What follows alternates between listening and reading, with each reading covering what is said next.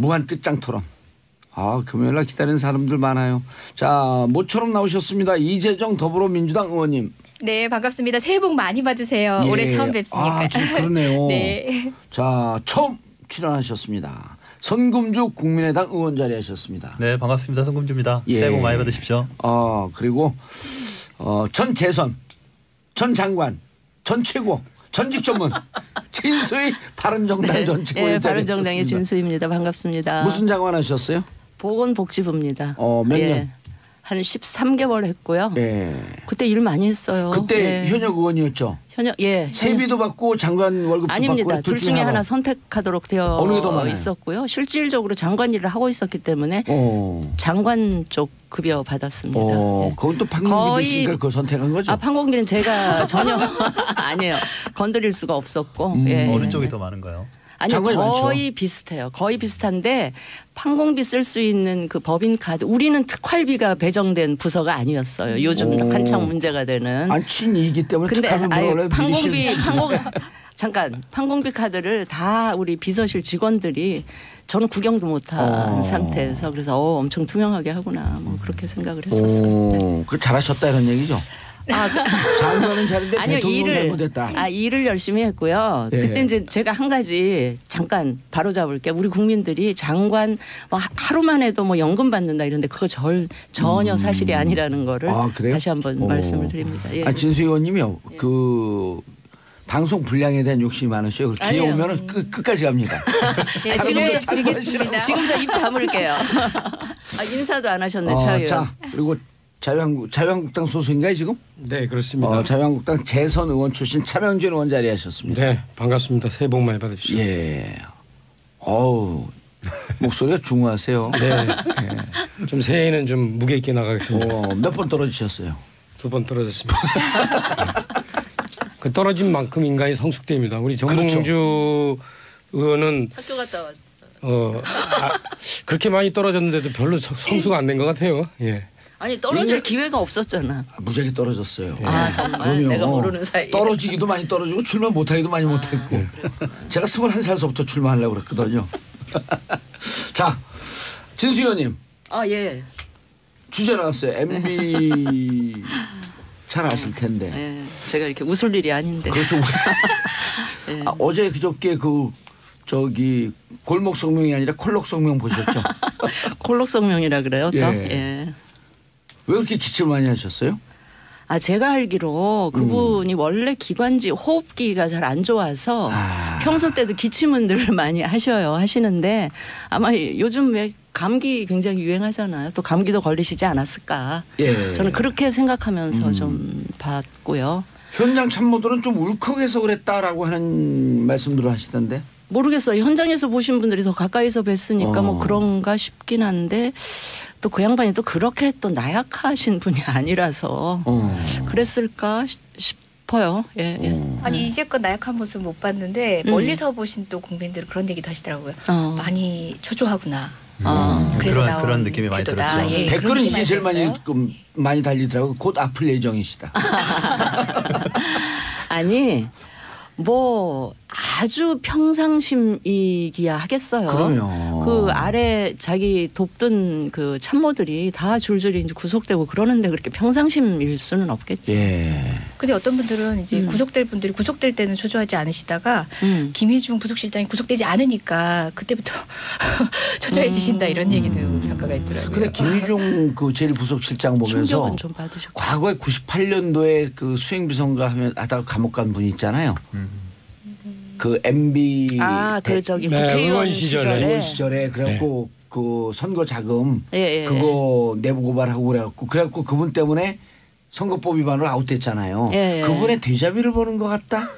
그런 분들 얘기 많잖아요. 그분도 그때 이제 누구에게 맞는지 모르지만 선거 때 쓴 돈을 달라고 그랬더니 돈에 대해서는 피도 눈물도 없었고 결국 1, 2천만 원인가 쓴 걸 안 주더라. 그래갖고 그분이 고발한 게 뭐였었냐면 불법으로 또 다른 유사 선거 사무실을 차렸다. 이렇게 하고 고발한 거거든요. 그러니까 지금 저는 요즘에 생각이 많이 드는데 예. MB도 그렇고 박근혜도 그렇고 그 과거에 가장 그 가까이 있던 사람들 그렇죠? 네. 이게 무슨 뭐 법적인 문제, 도덕적인 문제하고는 별개로 사람의 문제였다. 주변에 있던 사람들이 이렇게 이제 이 입장을 바꿔서 소위 말하면 이제 배신을 하잖아요. 그런 걸 보면서 저는 좀 여러 가지 많은 생각을 해요. 그런데 사람이 소위 말하면 이 어디까지 의리를 지켜야 되는가 이런 생각도 좀 해보고 그러면서 좀 드는 생각이 두 가지 중에 하나여야 될 것 같아. 하나는 자기하고 같이 있었던 그런 참모나 동지들하고 공범이 되든지 아니면 아예 정말로 아무것도 안 하든지 그 둘 중에 하나 아니면은 항상 문제가 생기더라고요. 그거는 제가 볼 때 이 진영을 떠나서 그런 문제들이 항상 발생해요.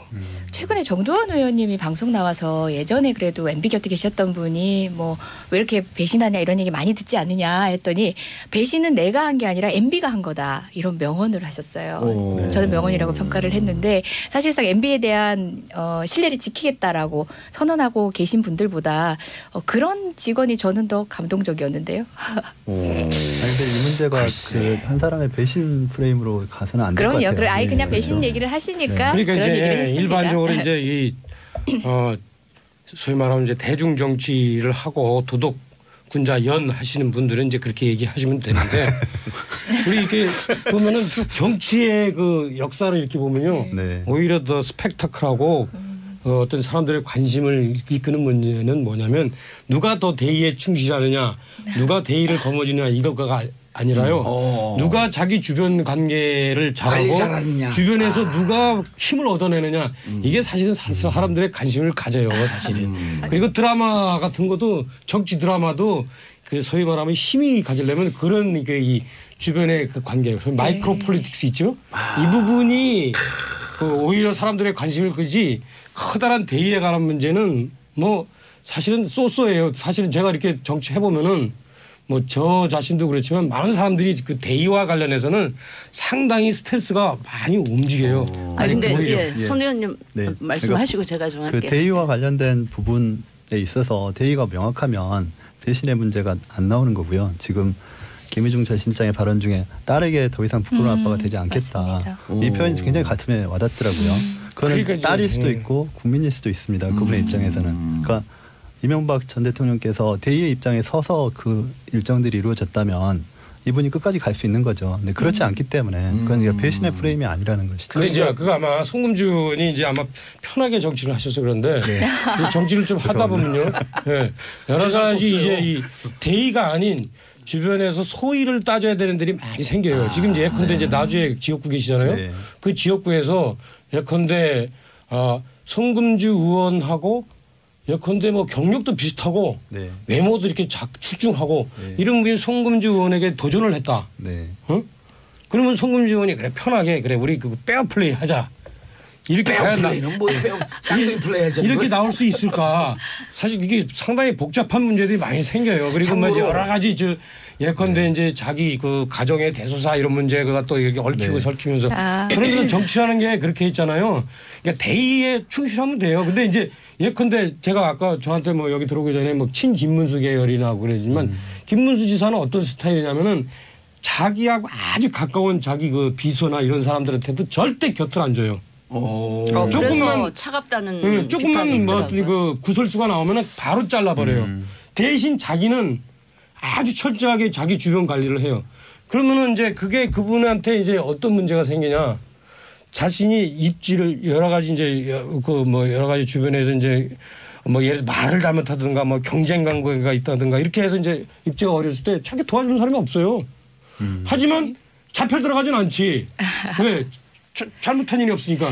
하지만 거기서 끝나는 거예요. 이렇게 예. 정치라는 게 그런 그 이 상당히 이게 우리 차 단순하지 의원님이 않은 문제들이 있어요. 잠시 이제 여의도에서 비껴나가신 지가 좀 되셨는데 또 우리 70년대생 우리 송금주 의원님과 저 같은 경우는 그런 걸 조금 아직은 드라마에서 보던 이제 야사로만 듣던 얘기고요. 사실 이제 대의만으로도 승부를 해도 국민이 호응해주고 분명히 그런 분위기가 시작된 건 맞고 국민들도 잘 알고 있는 것 같아요. 근데 네. 이제 제가 한 가지 조금 네. 유감스러운 거는 다 지금 국민을 위해 일하도록 되어 있는 공적 영역에 계신 분들 사이에서 일어난 일들을 마치 그 개인 간의 인간관계, 사람 관리 이런 쪽으로 환원시켜서 자꾸 이야기를 끌어가려고 하는 이거는 사실은 장사미사들 술자리에서나 그런 거를 이야기할 일이지 심지어는 언론이나 이런 공당에서도 그런 이야기를 서슴없이 하면서 그게 마치 그 사람이 잘못한 거냐 이렇게 몰아가는 이 분위기에 대해서 저는 굉장히 유감스럽게 아니, 소수의 마초적 생각을 남성들이 하죠. 그런 걸 좀 즐기고 소비하시는 분들도 없지는 않은 것 같아요. 그러면서 이걸 갖고 뭐 별걸 손대기로 말씀하세요.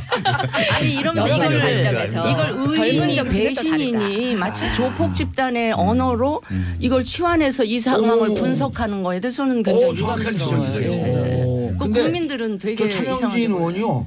서울대 정치학과 출신이에요.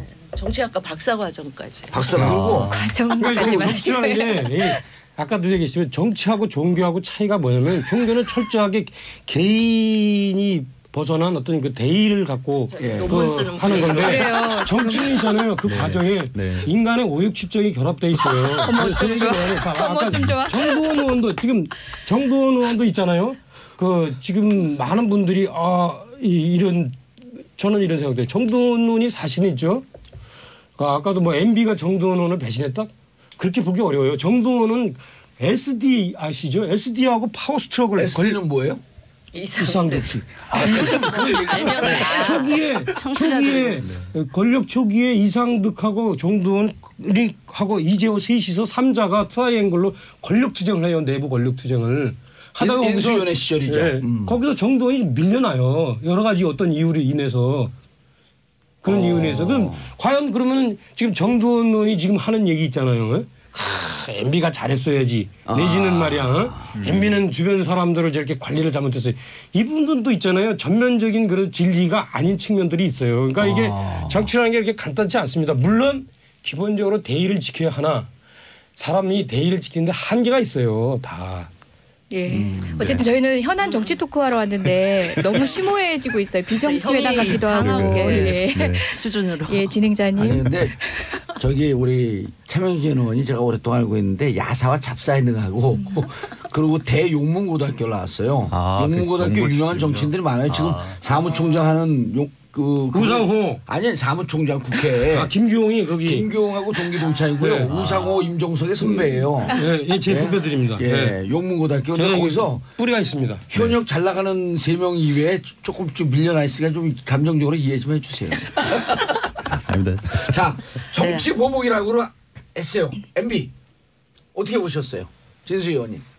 정치 보복이다. 경계가 애매모호하죠. 예. 노무현 대통령의 그 비극적인 그런 사건이 없었다면 또 그렇게 보는 게 무리일 수도 있는데 이제 그런 게 있었기 때문에 좀 그렇게 볼 수 있는 여지도 있다. 그래서 저는 이번 기회에 제가 그 생각이 났어요. 제가 그 10년 전에 노무현 전 대통령이 수사하고 뭐 그런 과정에서 이게 또 몇 년 후에 또 악순환의 어떤 그렇게 빠지면 어떻겠나 걱정이 돼서 수사는 드러났으니까 하되 전직 대통령에 대한 예우 차원에서 그냥 대승적으로 이렇게 이 대통령의 결단으로 이렇게 가는 게 그러니까 덮는다는 표현이 조금 그렇지만 그렇게 가는 게 전체 국민들 또 국익 또 우리나라가 한 걸음 앞으로 가야 된다라는 그런 측면에서 보면 그랬으면 좋지 않겠나 뭐 그런 생각도 했는데 그거를 어디다가 제가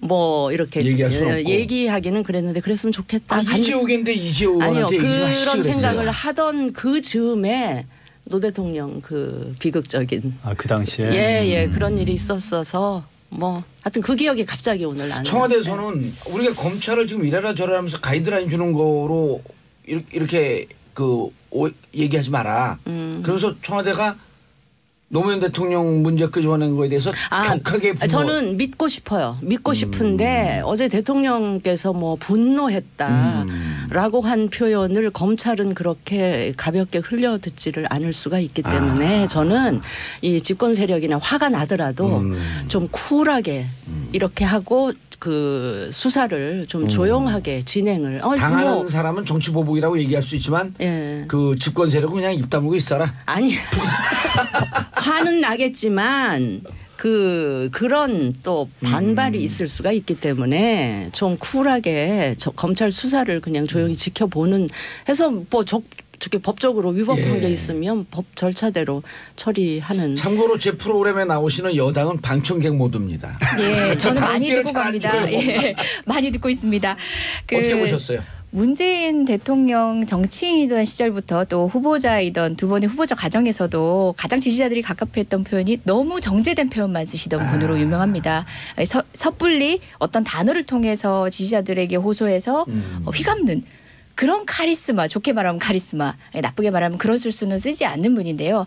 그분이 이 정도의 단어를 썼다는 것은 굉장히 많은 것을 내포하고 있고 저는 문재인 대통령의 의미 지지자 있네요. 그리고 또 저희 예. 정당인 우리 정당 내부 목소리도 다르지 않습니다. 비슷한 온도를 느끼고 있는데요. 일단 요것과 구별해서 말씀드리건데 MB의 성명 어떻게 받느냐. 본인으로서는 최선의 변명이자 최악의 변명을 한 거라고 봐요. 최선의 변명이라고 한 거는 정치 보복이라는 단어를 언급한 거. 제가 변호사였지만 법정에서 유죄받는 피의자 피고인들도 본인은 결백하다는 얘기 안 한 사람 없습니다. 응당 피의자로서 피고인으로서 할 수 있는 변명한 거고요. 예. 그다음에 최악의 변명이라고 한 것은 노무현 대통령을 언급한 겁니다. 스스로 그때가 정치 보복이었음을 인정한 겁니다. 저는 한 가지 말씀 더 드릴게요. 진수희 장관님 제가 평소에 존경하고 합리적인 생각 저도 많이 따르려고 노력하지만 대통령의 결단으로 어쨌든 이 부분을 종집을 찍을 수 있는 정도의 그런 문화가 필요하다 하셨는데 저는 우리나라 이 대한민국 한반도에 그 누구도 이런 MB의 혐의와 범죄의 혐의를 덮을 수 있는 권한 있는 사람은 아무도 없습니다. 만약 문재인 대통령이 증거 덮는다. 탄핵감입니다. 대한민국에는 아무도 없습니다. 오해가 있을 수 있어서 잠깐 말씀드리는데 프레임적 차원에서 말씀드린 거고요.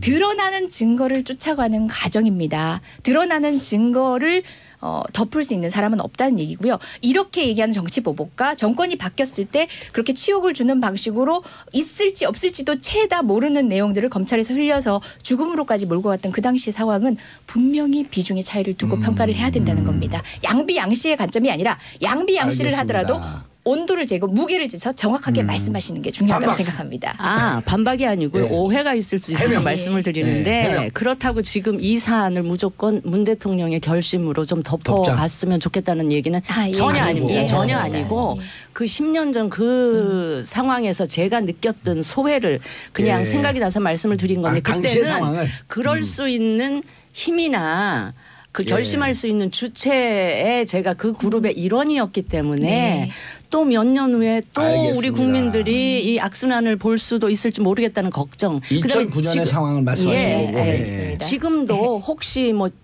또 10년 후에 또 이런 상황이 입장이 뒤바뀌어서 되풀이될 수도 있는 거 아닌가 이런 걱정이 10년까지 정권 안 바뀔 것 같은데. 아니요. 아니 그건 모르죠. 그렇게 저게 바로 오만한 거예요. 예. 그래서 제가 그냥 진 장관님의 말씀을 이제 제가 조금 오도한 면이 없지 않다고 보지만 알겠습니다. 통상 그런 방식의 발언들을 많이 하시니까 알겠습니다. 제가 그걸 전제로 하고 말씀드리긴 두 분 했습니다. 여기 남성 패널들도 역시 있어요. 남성들이 잠깐 10초만. 어렵군요, 진짜. 남성들도 먹고 살자.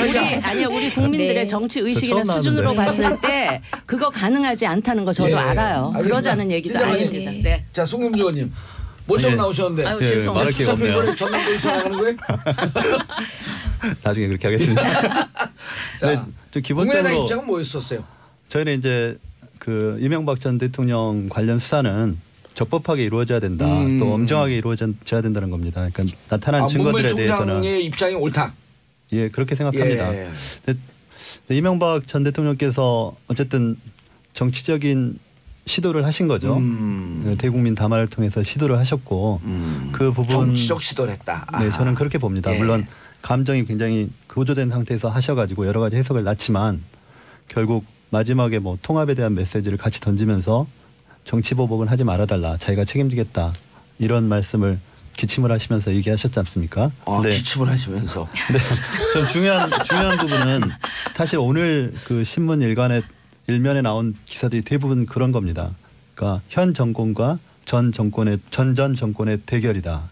이렇게 나왔어요. 어제 이제 문재인 대통령 그 뭐 분노 이런 발언들이 아마 그런 대결 국면으로 나가긴 했을 것 같은데 이 프레임을 가지고 가려고 하는 이명박 전 정권의 이제 입장은 반영이 된 것 같습니다. 근데 검찰이 좀 독립적으로 엄정하고 또 적극적인 수사를 하고 빨리 종결지어야 될 사건으로 봅니다. 미국 같은 경우는 트럼프에 대한 수사가 오히려 더 적극적이지 않습니까? 왜 우리는 계속 검찰이 전 정권에 대한 수사를 하는데 좀 더 적극적이고 그런 것들이 계속 정권이 바뀔 때마다 뉴스가 되는 것이냐. 어쨌든 드러난 증거에 대해서 독립적인 위치에서 사정기관들이 예. 엄격하고 또 신속하게 수사를 하고 그 결과를 국민들에게 발표해서 진실을 명확하게 하는 것이 필요하다. 어제 문재인 대통령 발언 때문에 검찰이 좀 기울 것 같다라고 진수 의원님께서 살짝 말씀하셨잖아요. 그렇게 보세요? 네, 지금 검찰 개혁이 진행 중인 상황입니다. 그런 것들이 아마 검찰에 어느 정도 좀 부담을 줄 수도 있지만 제가 알기로 노무현 정권 때도 예. 검찰에 대한 개입이 다른 정권에 비해서 최소화됐던 것으로 알고 있습니다. 예. 물론 제가 그때 판사 생활을 하고 있었기 때문에. 그러세요? 네. 오, 그러셨구나. 은근히 깔때기를 한번 팍팍 쏘셨어요. 아니다. 그래서 손의원님. 네. 광고 듣고 넘어가면 안 될까요? 아, 그럼 광고 듣고 돌아오겠습니다. 채널 고정하셨어. 3부 순서 들어가겠습니다. 여의도 UFC 이재종 더불어민주당 의원, 손금주 국민의당 의원, 자명진 자유한국당 의원, 진수희 바른정당 전 장관, 전 최고위원, 전 의원, 전직 전문. 고마해라. 말 묻었다. 말 묻었다. 자, 정치법 아까 하던 말씀 마무리 지시고 차명진 의원 말씀하시고. 네, 검찰에서 청와대와 별개로 독립적으로 예. 수사를 엄정하고 신속하게 진행을 해주고 그 결과물들을 국민한테 밝혀야 된다고 생각합니다. 그리고 여야 다 받아들이고. 예, 그래야죠. 이제 더 이상 사법기관이나 검찰에 대한 결과에 대해서 계속 정치적으로 이용하는 형태가 반복돼서는 안 된다. 예. 이런 입장입니다. 판사 몇 년 하셨어요? 9년 했습니다. 9년이요? 오래 하셨네. 일찍 고시에 아니, 패스하셨네. 저도 늦게 했습니다. 군대 갔다 오고 해가지고. 군대 갔다 오셨어요? 네. 그러셨구나. 차명진 의원님. 정치보복. 예, 이거는 제가 볼 땐 이래요. 정패청산이면서 동시에 정치보복이에요. 그러니까 어떤 양날의 칼을 다 그럼 갖고 있다. 정치인이 어떤 정치 행위를 할 때는 아까도 말씀드렸듯이 어떤 대의적인 목적과 그다음에 소의적인 목적이 함께 항상 결합이 돼요. 그래서 어떤 걸 통해서 내가 내 이러한 목표를 수행함과 동시에 나의 경쟁자 누구를 제거한다든가 이런 어떤 아니면 나의 뭐 어떤 그 측근 누구를 또 이렇게 기용한다든가 이 두 가지 목적이 함께 있는데 지금 이 같은 경우에는 지금 문재인 대통령이 적폐청산이라는 그 목표를 계속 하는 것 대의는 분명히 있고 이 대의는 아마 제가 볼 때 이 관점에서 볼 때 절대 포기 못할 거예요. 왜냐하면 문재인 대통령이 지금 대통령 되고 나서 국민들한테 박수 받는 게 이 적폐청산밖에 없어요. 또 원전 폐기부터 시작해가지고 하다못해 저 평창올림픽 그 뭐 한반도기까지 도대체 국민들의 지지를 받은 게 하나도 없어요. 그러니까 계속 본인이 제가 볼 때는 그만두고 싶어도 그만둘 수 없을 거예요. 뭐 적폐청산은. 그래서 아마 MB를 끝까지 밀어붙일 겁니다. 그다음에 또 하나는 이제 이 정치보복 이 문제는 뭐 본인이 그 과거에 그 이 노무현 대통령 비서실장 했을 때 당했던 여러 가지 어떤 사적인 생각 뭐 그런 것이 MB에 대한 어떤 그 응어리인 것 이런 것이 또 동시에 작용하기 때문에 이것도 또 멈출 수 없을 것 같다. 그래서 제가 볼 때는 아마 끝까지 간다. 그런데 그렇다고 해서 이게 또 문재인 대통령이 지지한 거냐 안 거냐 아닌 거냐 이거 논쟁하는 것도 참 치졸한 거예요. 정치는 그렇게 안 해요. 지시한 거냐 안 한 거냐 그 논쟁하는 게 치졸하다. 네, 그렇게 안 해요. 정치는 딱 윤석열이라는 사람을 저기다 갖다 놓으면은 어떻게 하겠다라는 거를 다 알아요. 이 정치인이 갖고 있는 가장 큰 장점이에요. 사람을 보면은 이 사람이 어디서 어디까지 움직일 수가 있다는 걸 알 수 있는 게. 또 거기다 딱 임명해 놓으면 안 봐도 내가 침대에 가서 잠을 자도 윤석열은 어떻게 움직일 거라는 걸 다 아는 거예요. 네? 그래서 문재인 대통령이 지시했느냐 안 했냐라고 논쟁을 누가 하는데 그거는 지금 또 이 상황을 제대로 읽지 못하는 거죠. 참 두 번 떨어지더니 도인이 된 것 같아. 아니 그래도 이제 이렇게 많이 좀 상처를 받으면은 사람의 속이 보여요. 그런데 이제 아까 문재인 대통령이 하는 정책마다 실패하다 안다. 그러면 청와대가 혹은 민주당이 잘 안 될 것 같다? 저는 이미 시작됐다고 봐요. 왜냐면 이제 제가 보면 이래. 과거에 박근혜 대통령이 이게 드디어 그 실제 지지 기반이 흔들린다 안 된다라고 때가 제가 딱 봤을 때가 언제냐면 담배값 인상했을 때 담배값 인상하면서 그 50대 있죠. 50대 소위 말하면 이제 중하층 지지자들이 박근혜 대통령한테서 돌아서기 시작한 거야 그때.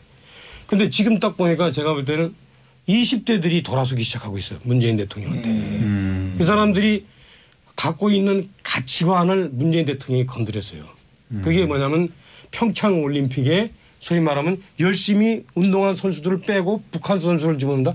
그게 아무리 문재인 대통령의 대의가 좋다 할지라도 그 사람들이 20대들이 볼 때는 이건 아니거든. 이거는 세상을 운영하는 법칙이 아니거든.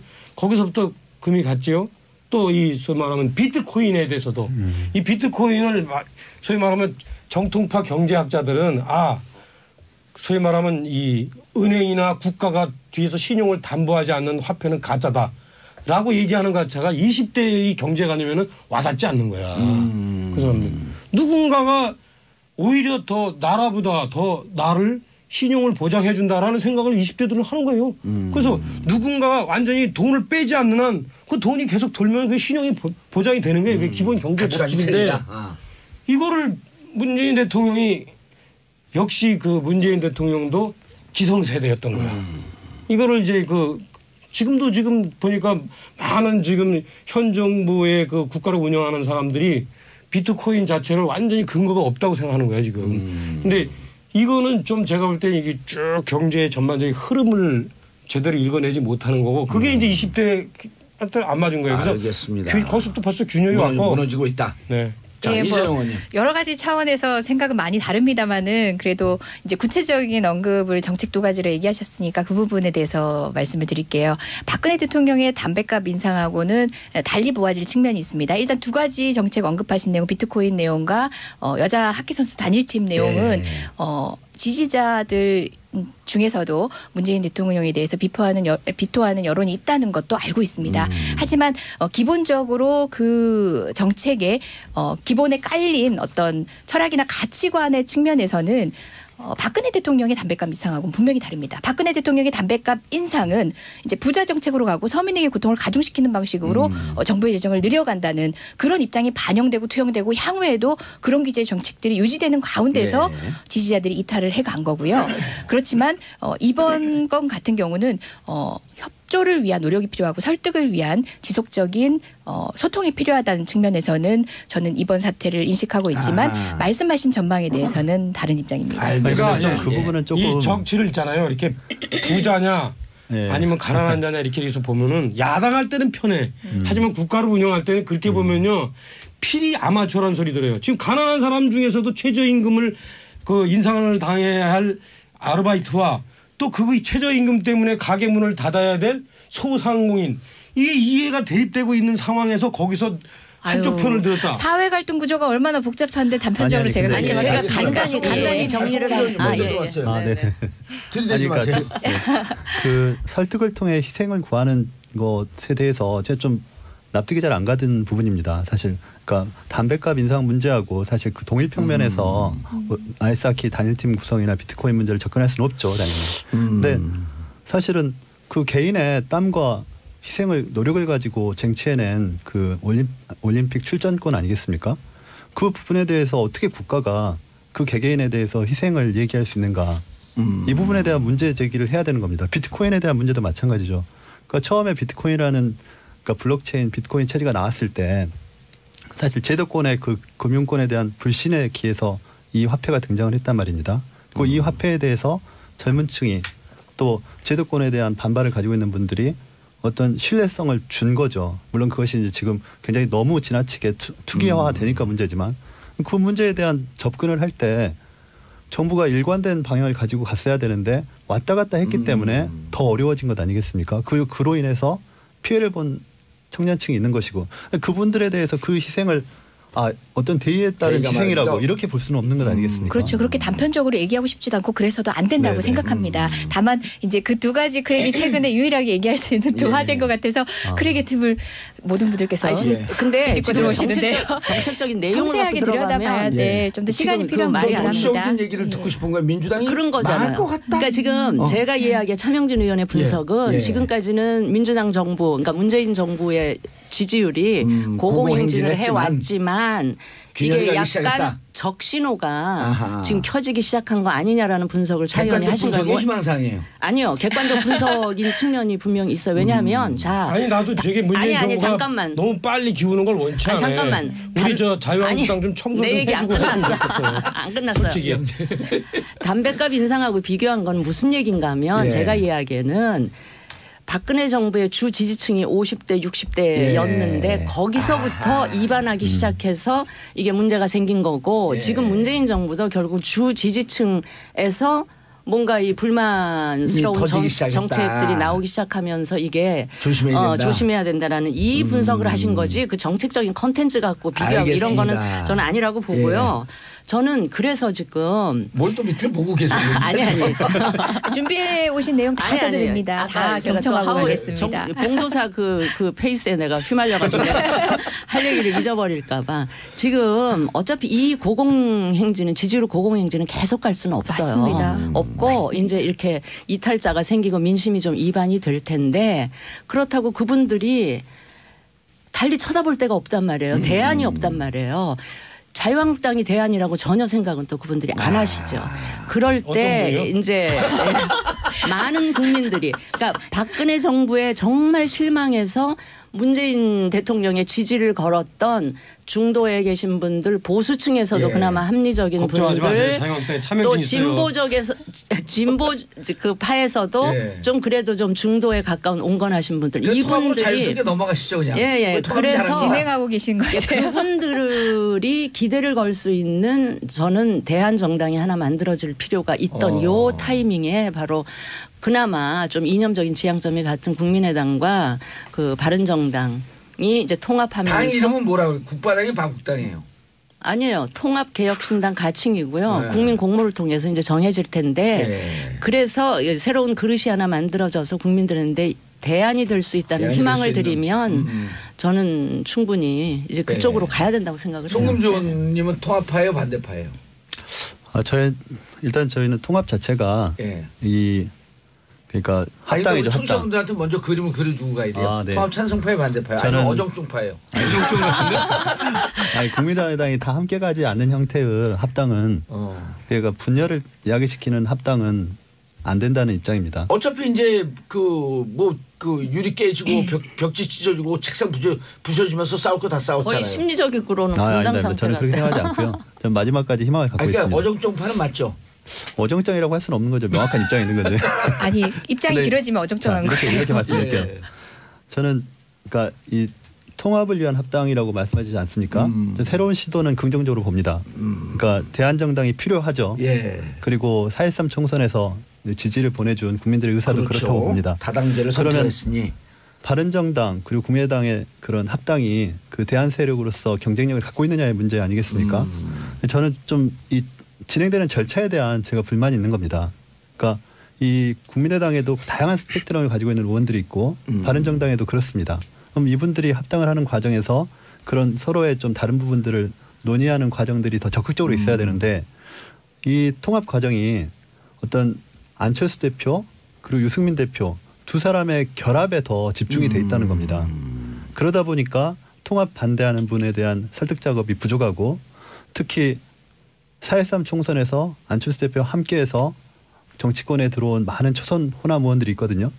또 그분들에 대한 설득 또 호남의 유권자들에 대한 설득이 부족하다는 것이 제가 문제를 삼는 것이고요. 유승민 대표에 대해서도 사실 좀 불만이 많습니다. 그런 부분에 대해서. 지금 합당으로 가면서 새로운 시도를 하는데 자꾸 보수 얘기를 한단 말이에요. 과거 얘기를 자꾸 하고 있어요. 통합 반대파들을 정리해달라. 무슨 자격에서 유승민 대표가 그런 얘기를 합니까? 그래서 그런 부분들이 지금 계속 이 합당 과정에서 어떤 허들이 되는 것이고 그것들을 해결해 나가는 과정으로 보시면 됩니다. 저는 아직까지 그런 것에 여지가 희망을 갖고 남아있다. 있고 여지가 남아있다. 충분히 진행해 나갈 수 있다. 예. 제가 바라는 것은 바른정당에 우리 진수 의원님처럼 어떤 그 가치를 가지고 탄핵 정국에서 함께했던 젊은 의원들입니다. 그 의원들이 중요한 것이지 유승민 대표라는 하나의 상징성이 중요한 건 아니거든요. 자유한국당을 뛰어넘는 대안 세력이 될 수 있다. 하여튼 뭐 저는 자유한국당 소속이지만 줄기차게 이 국민의당 바른정당 통합을 통한 대한민국 정치의 그 중도 정당의 탄생 예. 이런 것이 필요하다. 어허. 이런 생각을 해왔고 어허. 그것을 공개적으로 천명해서 사실은 자유한국당에서도 저에게 별로 안 좋은 소리 하는데 예. 그럼에도 불구하고 이제 좀 제가 우려스러운 것들이 있어요. 그게 뭐냐면 하나는 이 지금 송금주 의원 얘기하시듯이 좀 그래도 상대적으로 좀 젊은 분들인데 이 통합에 대한 고민이 너무 없어. 뭘 하고자 하는 통합이냐에 대해서 대한민국에서 이 소위 말하면 중도라는 도대체 뭔가 충분히 나왔는데 이런 부분에 대한 고민들이 없어요. 그래 예. 없고 그저 이 서로 네가 먼저 나가라 내가 먼저 나간다 뭐 이런 식의 얘기만 있고 그래서 좀 안타깝다. 통합은 찬성하지만 대안 세력으로서 크게는 너무 성찰이나 이런 주장에 대한 분명한 입장이 없다. 네. 그다음에 이제 또 하나는 제가 볼 땐 이래요.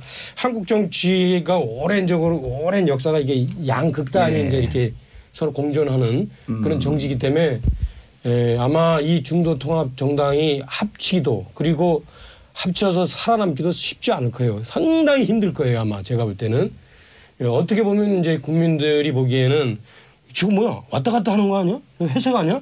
이런 식으로 이제 비춰질 수 있는데 예. 그런 부분들이 아니고 중도란 이런 거다라는 것들을 좀 국민들한테 얘기해 줄 수 있는 자기들 나름대로의 어떤 고민하는 모습 이런 것들은 하나도 안 보이고 막 서로 그냥 낙인 찍고 나가 뭐 너 나가라 뭐 이런 식으로 뭐 그런 식으로 얘기하는 것이 좀 안타깝다 이런 생각이 들어요. 아니 근데 알겠습니다. 중도에 대한 입장이 없다. 아니 근데요 이게 통합을 위한 통합이라면 예. 막 그 통합 얘기하면서 분열되면 안 되는 거 아니냐 이렇게 얘기를 하시는데 통합이라고 하더라도 뭔가 추구하는 개혁적 가치를 향해서 통합을 해야 되는 거 아니겠어요? 그래야 국민들이 박수를 칠 텐데 그렇다면 완전히 구태스러운 지역에 그냥 온전해서 자기 정치적인 생명을 유지하려고 한다던가 이런 분들하고는 결별을 하고 가는 통합이어야 그게 생산적인 통합이고 미래지향적인 통합이지 그냥 있는 사람들이 하나도 이탈하면 안 되고 그래서 같이 가야 되고 저는 그거는 국민들이 원하는 방향의 통합은 아닐 거라고 생각을 하거든요. 장관님 제가 질문 하나 드리겠습니다. 저는 사실 잘 모르겠어요. 여러 의원님들이나 이렇게 관련자들이 나오실 때마다 약간 입장들이 다른 것 같긴 한데 두 당의 통합은 대안적 보수로서의 정체성을 갖기 위해서 노력하시는 겁니까? 아니면 또 다른 중도 정당을 만들기 위한 것입니까? 아니 그게 이거냐 저거냐 무슨 이분법적으로 생각할 일은 아니고요. 저는 많은 국민들이 정말 양극단에 있는 거대 두 당이 점유하고 있는 이거 말고 그러니까 중도적인 부분하고 지금 눈살 찌푸리게 하는 소위 보수라고 하는 이게 아니고 보수에서 개혁적인 보수를 그러니까 추구하는 중간당 되려는 건지 아니면은 기존의 보수 세력을 대체할 목표가 있는 건지 이런 장거리의 목표에 따라서 향후의 스탠스는 굉장히 달라질 수도 있고 지금의 판단도 굉장히 달라질 수도 있을 것 같아요. 중도적인 가치를 지향하는 분들하고 보수에서 좀 보수가 개혁돼야 된다고 생각하는 그러니까 사람들이 하나 한 몸이 왜 될 수가 없어요. 진수희 최고 얘기하는 거 들어보면 자기들도 자기네들 정책성을 가지고 있는 거야. 아니 아닙니다. 얘기가 막 길어지는 거야. 근데 이분이니까 아니 설명을 하라고 하니까 예, 저는 바른정당도 그렇고 국민의당도 그러니까 중간 정당으로서의 정체감을 못 찾다 보니까 오늘날의 위기에 봉착했다고 봅니다. 그래서 그런 것에 대한 스스로의 평가와 앞으로의 전망은 조금 자명해져야 되지 않느냐. 예. 송금 의원님. 이제 대선 당시에 그 선대위 대변인을 했었습니다. 수석 대변인을 했었는데 누가요? 제가. 좀 고생했다네요. 근데 그게 굉장히 힘들었습니다. 그러니까 아까 말씀하셨는데 그 양 극단에서 적대적 공생관계가 시작된 거죠. 그 문재인 후보 또 홍준표 후보 사이에서 그러니까 서로 띄어지는 시소 게임 속에서 중간에 있는 그 안철수 후보의 입장이 굉장히 어려워지는 거죠. 근데 물론 앞으로도 중간지대에 있는 당의 입장에서는 어려울 겁니다. 근데 이제 말씀하신 것처럼 보수와 중간지대의 결합 단순한 그런 개념으로 들어간 것이 아니고 제가 아까 말씀드린 것처럼 만약에 합당이 된다면 이 합당을 안철수와 유승민의 합당으로 보면 안 된다는 거죠. 저희가 말씀드리는 것은 바른정당의 그 탄핵을 같이 했던 개혁적인 젊은 의원들 마찬가지로 민주당의 그 중도를 지향하는 중도 또 개혁 세력들 그걸 함께 담는 그릇이 되는 것이지 어떤 보수를 대체하는 대안 세력이 된다 그렇게 생각하지 않는 겁니다. 알겠습니다. 그런데 전망은 전망은 저로서는 희망 섞인 전망을 할 수밖에 없거든요. 왜냐하면 원내대표 단체 돼야 안 돼요? 저는 된다고 믿고 있고요. 현재 거대 양당의 그 적대적 공생관계 끊임없이 정쟁을 하는 그거에 피로감을 느낀 국민들이 당장 그 일상적인 삶의 고통을 느끼고 우리 사회가 안고 있는 수많은 문제들 지금 문재인 정부 하는 거 보면 그 사람들이 느끼는 삶의 고통이나 우리 사회가 안고 있는 그런 여러 가지 문제들 제가 일일이 나열은 않겠습니다만 그거를 해결할 수 있는 능력이 과연 있는가 하는 지금 이제 물음표를 지금 점점 갖기 시작하는데 그분들의 그 민생과 관련한 문제를 우리가 좀 해결할 그 자유한국당도 대안이 될 수는 없다. 대안이 될 수 없다는 거는 이미 저는 그거는 평가가 일어났다고 생각하고 그러면 충분히 저는 할 수 있다고 봐요. 예. 지난번에 예산 때 국민의당이 했던 행동을 보면은 점점점 저는 소멸될 것 같아요. 국민의당이 그때 뭐 두 당이 합해서 소멸된다? 어떻게 되냐면 그 당시에 국민의당이 예산 때 어떤 태도를 취했냐면 민주당 여당 안 하고 야당 한국당 안 하고 가운데 숫자를 이렇게 절충해 가지고 이렇게 정했거든. 근데요 그게 어제 중도가 아니거든. 어제 통합선언하고 나서 일제히 모든 당이 비판적인 그 비난하는 성명을 냈는데 제가 그걸 보면서 보통 그런 일이 있으면 의례적으로라도 그냥 영혼 없는 덕담이라도 한 말이라도 하는데 일제히 그 비판적인 성명을 하는 거 보고 야, 이 당들이 좀 긴장하고 그러는구나. 특히 자유한국당. 아니 저는 제 입장 물어보면 아무 얘기 안 하려고 그랬는데 국민의당 내부로 나온 의견만 인용해봐도 보석 패권 야합 통합 촛불혁명 거부 반역, 평화개혁 세력과 대결하려는 반민주적인 시도. 이 국당 내부에서 나온 거예요. 바른정당 내부에도 마찬가지일 텐데. 통합 반대하시는 극렬하게. 이분들은 그게 내부의 목소리고 함께 같은 정치적 이분들은 길을 가던 분들의 민주당을 향해서 목소리죠. 우리 좀 데려가 달라는 그런 간절한 호소라고 저는 들었어요. 아니, 저는 중요한 지점은 이 두 당이 소멸의 길로 가게 된 오늘날의 이 시점에서 이런 고민까지 하게 된 건 뭐냐면 극단적 중도주의자예요. 아까 차명진 의원님께서 극중주의자는 뭐냐면 이쪽에서는 사형제 찬성, 저쪽에서는 사형제 반대하니까 극중주의자는 반만주기자라고 얘기합니다. 그러니까 가치가 부재하면서 스스로들도 헷갈리신 거죠. 통합 과정에서 지금 햇볕 정책 계승 가지고 얼마나 지난하지 않았습니까? 그게 바로 스스로가 가야 할 길에 대한 스스로의 자신감이 없기 때문에. 근데 좀 보시죠. 조금 보시죠. 앞으로. 그 당에 또 중도파가 있어. 어정쩡파. 아니 저는 긍정적으로 보고 있습니다. 뭐를요? 처음에 안 될 것이라고 하는 걸? 아닙니다. 합당하는 절차에서 충분히 서로 안고 갈 수 있지 않을까. 당이 깨지는 일까지는 발생하지 않을 것이다. 이미 친합당으로 또 바뀌었네. 저는 그렇게 보지 않습니다. 아니 제가 말씀드리는 것은 분열하지 않는 합당이 돼야 되는 것이지 분열을 낳는 합당에 대해서는 반대하는 것이고 서로 그렇게 욕을 하고 어떻게. 아닙니다. 제가 딱 2년 됐습니다. 정치권에 입문한 지. 판사 9년에 정치권 2년. 아니, 판사 9년 하고 이제 로펌 변호사로서 한참 일을 하고 들어왔는데요. 그 정치권에서 말씀하시는 메시지들이 사실은 항상 바뀌시더라고요. 그래서 저는 충분히 2월 4일까지 기대를 걸어보고 있고. 2월 4일 전당대회까지. 네네. 전당대회는 치러질 것 같아요? 지금 상목 전당대 이런 거 말고 분위기상으로는 치러지지 않을까 이렇게 생각합니다. 그러니까 그 과정에서 얼마만큼 설득을 하고 이해를 하느냐의 문제인 것 같습니다. 23개 지역에서 동시 전당대회 한다는 거 아니에요? 그 방식에 대해서는 저도 좀 이견이 많이 있는데요.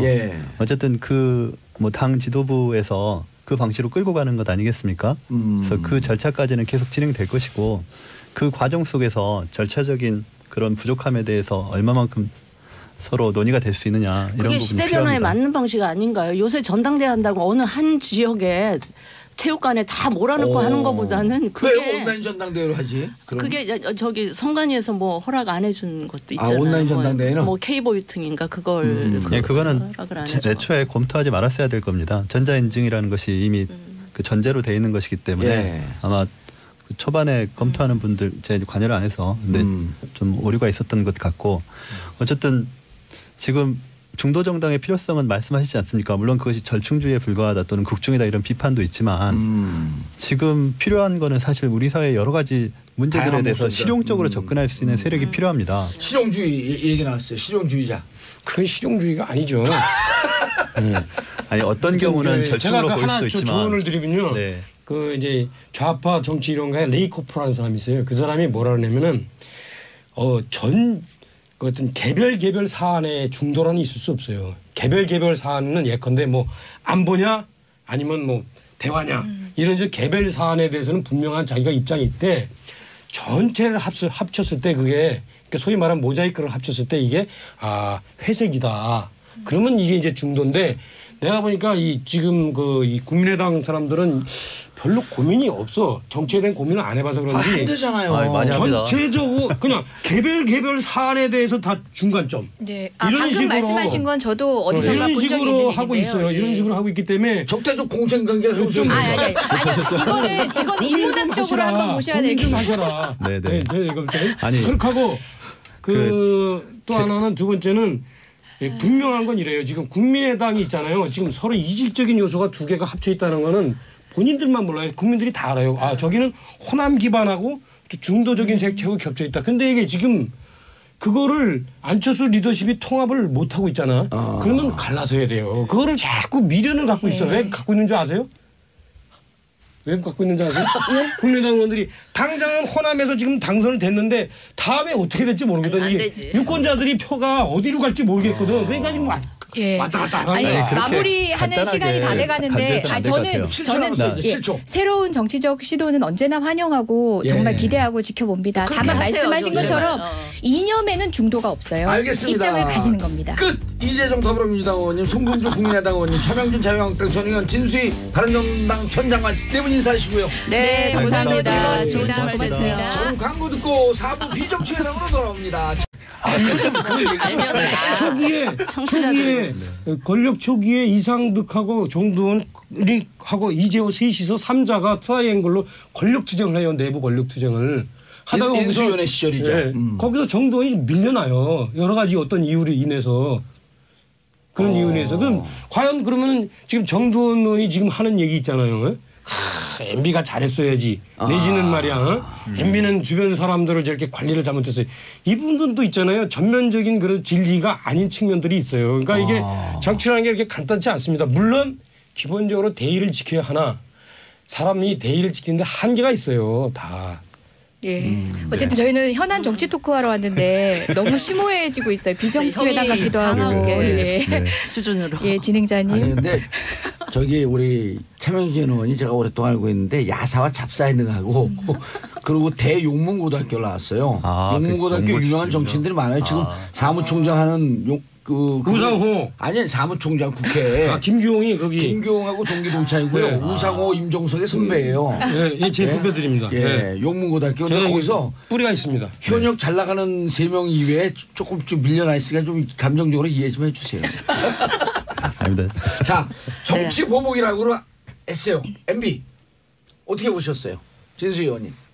정치 보복이다. 경계가 애매모호하죠. 예. 노무현 대통령의 그 비극적인 그런 사건이 없었다면 또 그렇게 보는 게 무리일 수도 있는데 이제 그런 게 있었기 때문에 좀 그렇게 볼 수 있는 여지도 있다. 그래서 저는 이번 기회에 제가 그 생각이 났어요. 제가 그 10년 전에 노무현 전 대통령이 수사하고 뭐 그런 과정에서 이게 또 몇 년 후에 또 악순환의 어떤 그렇게 빠지면 어떻겠나 걱정이 돼서 수사는 드러났으니까 하되 전직 대통령에 대한 예우 차원에서 그냥 대승적으로 이렇게 이 대통령의 결단으로 이렇게 가는 게 그러니까 덮는다는 표현이 조금 그렇지만 그렇게 가는 게 전체 국민들 또 국익 또 우리나라가 한 걸음 앞으로 가야 된다라는 그런 측면에서 보면 그랬으면 좋지 않겠나 뭐 그런 생각도 했는데 그거를 어디다가 제가 뭐 이렇게 얘기할 수는 없고. 얘기하기는 그랬는데 그랬으면 좋겠다. 이재호인데 이재호 아니요 의원한테 얘기 좀 하시죠. 그런 그랬어요. 생각을 하던 그 즈음에 노 대통령 그 비극적인 그 당시에 예 그런 일이 있었어서 뭐 하여튼 그 기억이 갑자기 오늘 나는. 청와대에서는 우리가 검찰을 지금 이래라 저래라 하면서 가이드라인 주는 거로 이렇게 충실하면 돼요. 근데 이제 예컨대 제가 아까 저한테 뭐 여기 들어오기 전에 뭐 친 김문수 계열이라고 그러지만 김문수 지사는 어떤 스타일이냐면은 자기하고 아주 가까운 자기 그 비서나 이런 사람들한테도 절대 곁을 안 줘요. 그래서 조금만 차갑다는 조금만 뭐 그 구설수가 나오면은 바로 잘라버려요. 대신 자기는 아주 철저하게 자기 주변 관리를 해요. 그러면은 이제 그게 그분한테 이제 어떤 문제가 생기냐? 자신이 입지를 여러 가지 이제 그 뭐 여러 가지 주변에서 이제 뭐 예를 들어 말을 잘못하든가 뭐 경쟁 관계가 있다든가 이렇게 해서 이제 입지가 어렸을 때 자기 도와주는 사람이 없어요. 하지만 잡혀 들어가진 않지. 왜? 잘못한 일이 없으니까. 하지만 거기서 끝나는 거예요. 이렇게 정치라는 게 그런 이 상당히 우리 차 의원님이 있어요. 잠시 이제 여의도에서 비껴나가신 지가 좀 되셨는데 또 우리 70년대생 우리 송금주 의원님과 저 같은 경우는 그런 걸 조금 아직은 드라마에서 보던 이제 야사로만 듣던 얘기고요. 사실 이제 대의만으로도 승부를 해도 국민이 호응해주고 분명히 그런 분위기가 시작된 건 맞고 국민들도 잘 알고 있는 것 같아요. 근데 이제 제가 한 가지 조금 유감스러운 거는 다 지금 국민을 위해 일하도록 되어 있는 공적 영역에 계신 분들 사이에서 일어난 일들을 마치 그 개인 간의 인간관계, 사람 관리 이런 쪽으로 환원시켜서 자꾸 이야기를 끌어가려고 하는 이거는 사실은 장사미사들 술자리에서나 그런 거를 이야기할 일이지 심지어는 언론이나 이런 공당에서도 그런 이야기를 서슴없이 하면서 그게 마치 그 사람이 잘못한 거냐 이렇게 몰아가는 이 분위기에 대해서 저는 굉장히 유감스럽게 소수의 마초적 남성들이 하죠. 그런 걸 좀 즐기고 소비하시는 분들도 없지는 않은 것 같아요. 그러면서 이걸 갖고 뭐 의회 성대기를 보는 거예요. 아니 이러면서 여러 가지 관점에서 이걸 젊은 의인이 정치는 또 배신이니 마치 조폭 집단의 언어로 이걸 치환해서 이 상황을 분석하는 거에 대해서는 굉장히 정확한 유감스러워요. 지적이세요. 그 근데 국민들은 되게 저 차명진 이상하게 의원이요. 서울대 정치학과 출신이에요. 정치학과 박사과정까지. 박사 들고 과정까지 정치라는 게 아까도 얘기했지만 정치하고 종교하고 차이가 뭐냐면 종교는 철저하게 개인이 벗어난 어떤 그 대의를 갖고 논문 쓰는 하는 건데 그래요. 정치인이잖아요. 그 과정에 인간의 오욕 칠정이 결합돼 있어요. 어머 좀 좋아. 정도원 의원도 지금 정도원 의원도 있잖아요. 그 지금 많은 분들이 저는 이런 생각돼요. 정도원 의원이 사실이죠. 아까도 뭐 MB가 정도원 의원을 배신했다? 그렇게 보기 어려워요. 정도원 의원은 SD 아시죠? SD하고 파워스트로크를 SD는 뭐예요? 이상도치. 그 둘 중에 하나 아니면은 항상 문제가 생기더라고요. 그거는 제가 볼 때 이 진영을 떠나서 그런 문제들이 항상 발생해요. 최근에 정두원 의원님이 방송 나와서 예전에 그래도 MB 곁에 계셨던 분이 뭐 왜 이렇게 배신하냐 이런 얘기 많이 듣지 않느냐 했더니 배신은 내가 한 게 아니라 MB가 한 거다 이런 명언을 하셨어요. 저는 명언이라고 평가를 했는데 사실상 MB에 대한 신뢰를 지키겠다라고 선언하고 계신 분들보다 그런 직원이 저는 더 감동적이었는데요. 아니 근데 이 문제가 그 한 사람의 배신 프레임으로 가서는 안 될 것 같아요. 그럼요. 아예 그냥 배신 그렇죠. 얘기를 하시니까 그러니까 그런 얘기를 이제 했습니다. 일반적으로 이제 이 소위 말하면 이제 대중 정치를 하고 도덕 군자 연 하시는 분들은 이제 그렇게 얘기하시면 되는데 우리 이렇게 보면은 쭉 정치의 그 역사를 이렇게 보면요 오히려 더 스펙타클하고 어떤 사람들의 관심을 이끄는 문제는 뭐냐면 누가 더 대의에 충실하느냐 누가 대의를 거머쥐느냐 이거가 아니라요. 누가 자기 주변 관계를 잘하고 주변에서 누가 힘을 얻어내느냐 이게 사실은 사람들의 관심을 가져요. 사실은. 그리고 드라마 같은 것도 정치 드라마도 그 소위 말하면 힘이 가지려면 그런 이 주변의 그 관계 마이크로 폴리틱스 있죠. 이 부분이 그 오히려 사람들의 관심을 끄지 커다란 대의에 관한 문제는 뭐 사실은 쏘쏘예요. 사실은 제가 이렇게 정치 해보면은 뭐 저 자신도 그렇지만 많은 사람들이 그 대의와 관련해서는 상당히 스트레스가 많이 움직여요. 근데 손 의원님 말씀하시고 제가 좀 할게요. 그 대의와 관련된 부분에 있어서 대의가 명확하면 배신의 문제가 안 나오는 거고요. 지금 김희중 전 실장의 발언 중에 딸에게 더 이상 부끄러운 아빠가 되지 않겠다. 맞습니다. 이 표현이 굉장히 가슴에 와닿더라고요. 그거는 그러니까 딸일 이제, 수도 있고 국민일 수도 있습니다. 그분의 입장에서는. 그러니까 이명박 전 대통령께서 대의의 입장에 서서 그 일정들이 이루어졌다면 이분이 끝까지 갈 수 있는 거죠. 근데 그렇지 않기 때문에 그건 배신의 프레임이 아니라는 것이죠. 근데 이제 그거 아마 송금준이 이제 아마 편하게 정치를 하셔서 그런데 그 정치를 좀 하다 보면요, 예, 여러 가지 이제 이 대의가 아닌 주변에서 소위를 따져야 되는 들이 많이 생겨요. 지금 이제 예컨대 이제 나주에 지역구 계시잖아요. 네. 그 지역구에서 예컨대 송금주 의원하고 예컨대 뭐 경력도 비슷하고 네. 외모도 이렇게 출중하고 네. 이런 분이 송금주 의원에게 도전을 했다. 네. 그러면 송금주 의원이 그래 편하게 그래 우리 그 페어 플레이 하자. 이렇게 페어 플레이는 뭐 쌍둥이 플레이 하자. 이렇게 나올 수 있을까? 사실 이게 상당히 복잡한 문제들이 많이 생겨요. 그리고 뭐 참고로. 여러 가지 예컨대 이제 자기 그 가정의 대소사 이런 문제가 또 이렇게 얽히고 네. 설키면서 그런데도 정치라는 게 그렇게 있잖아요. 그러니까 대의의 무한 끝장 토론. 금요일날 기다리는 사람들 많아요. 자, 모처럼 나오셨습니다. 이재정 더불어민주당 의원님. 네, 반갑습니다. 새해 복 많이 받으세요. 올해 처음 뵙습니까? 진짜 그러네요. 네. 자, 처음 출연하셨습니다. 선금주 국민의당 의원 자리하셨습니다. 네, 반갑습니다. 송금주입니다. 예. 새해 복 많이 받으십시오. 그리고 전 재선, 전 장관, 전 최고, 전직 전문 진수희 바른정당 전 최고위원 네, 바른정당의 자리하셨습니다. 진수입니다. 반갑습니다. 무슨 장관 하셨어요? 보건복지부입니다. 몇 년? 한 13개월 했고요. 예. 그때 일 많이 했어요. 그때 예. 현역 의원이었죠. 세비도 받고 장관 월급도 아닙니다. 받고 둘 중에 하나 선택하도록 되어 어느 게 더 많아요? 있었고요. 실질적으로 장관 일을 하고 있었기 때문에 장관 쪽 급여 받았습니다. 예. 그건 또 판공비 됐으니까 그걸 선택한 거죠. 판공비는 제가 전혀 아니에요. 건드릴 수가 없었고. 예. 어느 쪽이 더 많은가요? 아니요, 장관이 거의 많죠. 비슷해요. 거의 비슷한데 판공비 쓸 수 있는 그 법인 카드 우리는 특활비가 배정된 부서가 아니었어요. 요즘 한창 문제가 되는. 친이기 때문에 근데 특활비 원래 판공비 카드를 다 우리 비서실 직원들이 저는 구경도 못한 상태에서 그래서 엄청 투명하게 하구나 뭐 그렇게 생각을 했었어요. 네. 그 잘하셨다 이런 얘기죠. 장관은 잘했는데 아니요, 대통령 잘못했다. 일을 열심히 했고요. 예. 그때 이제 제가 한 가지 잠깐 바로 잡을게요. 우리 국민들이 장관 하루만 해도 뭐 연금 받는다 이런데 그거 전혀 사실이 아니라는 거를 그래요? 다시 한번 말씀을 드립니다. 예. 진수 의원님이요. 그 방송 분량에 대한 욕심이 많으셔요. 기회 아니에요. 오면은 끝까지 갑니다. 네, 지금 드리겠습니다. 지금부터 입 다물게요. 인사도 안 하셨네, 차 의원. 자, 그리고 자유한국당 소속인가요 지금? 네 그렇습니다. 자유한국당 재선 의원 출신 차명진 의원 자리하셨습니다. 네 반갑습니다. 새해 복 많이 받으십시오. 예. 목소리가 중후하세요. 네. 좀 새해에는 좀 무게 있게 나가겠습니다. 몇 번 떨어지셨어요? 2번 떨어졌습니다. 그 떨어진 만큼 인간이 성숙됩니다. 우리 정봉주 의원은 학교 갔다 왔어요.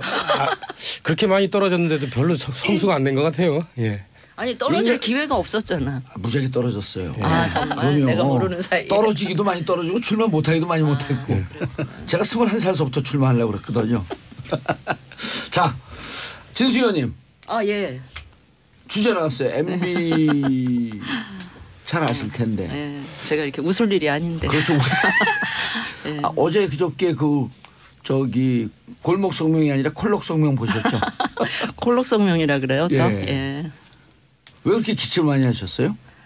제가 알기로 그분이 원래 기관지 호흡기가 잘 안 좋아서 평소 때도 기침은 늘 많이 하시는데 아마 요즘 왜 감기 굉장히 유행하잖아요. 또 감기도 걸리시지 않았을까. 예. 저는 그렇게 생각하면서 좀 봤고요. 현장 참모들은 좀 울컥해서 그랬다라고 하는 말씀들을 하시던데. 모르겠어요. 현장에서 보신 분들이 더 가까이서 뵀으니까 뭐 그런가 싶긴 한데 또 그 양반이 또 그렇게 또 나약하신 분이 아니라서 그랬을까 싶어요. 예. 아니 이제껏 나약한 모습 못 봤는데 멀리서 보신 또 국민들은 그런 얘기도 하시더라고요. 많이 초조하구나. 그래서 나온 그런 느낌이 많이 태도다. 들었죠. 예, 댓글은 그런 이게 느낌이 제일 들었어요. 많이 달리더라고요. 곧 아플 예정이시다. 아니 뭐 아주 평상심이기야 하겠어요. 그럼요. 그 아래 자기 돕던 그 참모들이 다 줄줄이 이제 구속되고 그러는데 그렇게 평상심일 수는 없겠죠. 예. 근데 어떤 분들은 이제 구속될 분들이 구속될 때는 초조하지 않으시다가 김희중 부속실장이 구속되지 않으니까 그때부터 초조해지신다 이런 얘기도 평가가 있더라고요. 근데 김희중 그 제일 부속실장 보면서 충격은 좀 받으셨고. 과거에 98년도에 그 수행비서인가 하다가 감옥 간 분 있잖아요. 그 MB 그 저기 네, 국회의원 의원 시절에. 의원 시절에 그래갖고 그 선거 자금 예. 그거 내부 고발하고 그래갖고 그분 때문에 선거법 위반으로 아웃됐잖아요. 예. 그분의 데자뷰를 보는 것 같다. 그런 분들이 얘기 많이 하잖아요. 그분도 그때 이제 누구 얘기 맞는지 모르지만 선거 때 쓴 돈을 달라고 그랬더니 돈에 대해서는 피도 눈물도 없었고 결국 1, 2천만 원인가 쓴 걸 안 주더라. 그래갖고 그분이 고발한 게 뭐였었냐면 불법으로 또 다른 유사 선거 사무실을 차렸다. 이렇게 하고 고발한 거거든요. 그러니까 지금 저는 요즘에 생각이 많이 드는데 예. MB도 그렇고 박근혜도 그렇고 그 과거에 가장 그 가까이 있던 사람들 그렇죠? 네. 이게 무슨 뭐 법적인 문제, 도덕적인 문제하고는 별개로 사람의 문제였다. 주변에 있던 사람들이 이렇게 이제 이 입장을 바꿔서 소위 말하면 이제 배신을 하잖아요. 그런 걸 보면서 저는 좀 여러 가지 많은 생각을 해요. 그런데 사람이 소위 말하면 이 어디까지 의리를 지켜야 되는가 이런 생각도 좀 해보고 그러면서 좀 드는 생각이 두 가지 중에 하나여야 될 것 같아. 하나는 자기하고 같이 있었던 그런 참모나 동지들하고 공범이 되든지 아니면 아예 정말로 아무것도 안 하든지